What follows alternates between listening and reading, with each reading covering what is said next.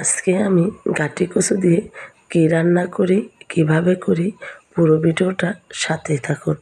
আসসালামু আলাইকুম ভাই ও বোনেরা, আশা করি আল্লাহর রহমতে ভালোই আছেন। আমিও আল্লাহর রহমতে ভালোই আছি। এখন আমি গাটি কচুগুলোকে ধুয়ে পরিষ্কার করে সিদ্ধ বসাই দিব। আর এদিক দিয়ে আমার ছেলের জন্য মুরগির গোশত রান্না করব।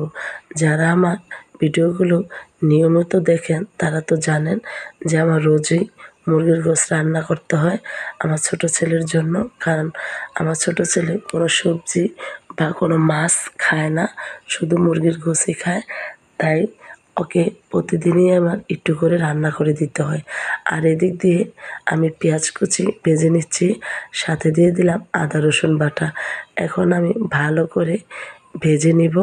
আর এখন আমি এক এক করে সব ধরনের মশলা দিয়ে দিব। এতে দিয়ে দিলাম সামান্য পরিমাণ পানি। এখন দিব হলুদ পাখি, মরিচ পাখি, ধনিয়া পাখি আর স্বাদ মতো লবণ দিয়ে কষিয়ে নিব। আর সাথে ইলিশ মাছগুলোকেও কষায় নিব। এই তো দেখুন আমি ইলিশ মাছগুলোকে কষায় নিচ্ছি। এখন ভালো করে কষিয়ে নিব। আর সাথে দিয়ে দেব কাটি কচুগুলোকেও কষায় নিব। আর সাথে আমি একটা আলু দিয়েছি। একটা আলু না দিলে কি ভালো হয়? আলুটা আমার খুবই পছন্দ, তাই দিলাম। গাটি কচুটাও মজা হয়েছে। ভাবতে পারবেন না আমার এই রেসিপিটা কতটা মজা হয়েছিল। খুবই মজা হয়েছে। আপনাদের ভাইয়া খেয়ে তো বলছে আবারও রান্না করো। আপনাদের ভাইয়া গাটি কচু পছন্দ করে না, কিন্তু আজকে আমি রান্না করার পর বলছে আরেকদিনও রান্না করে খাই।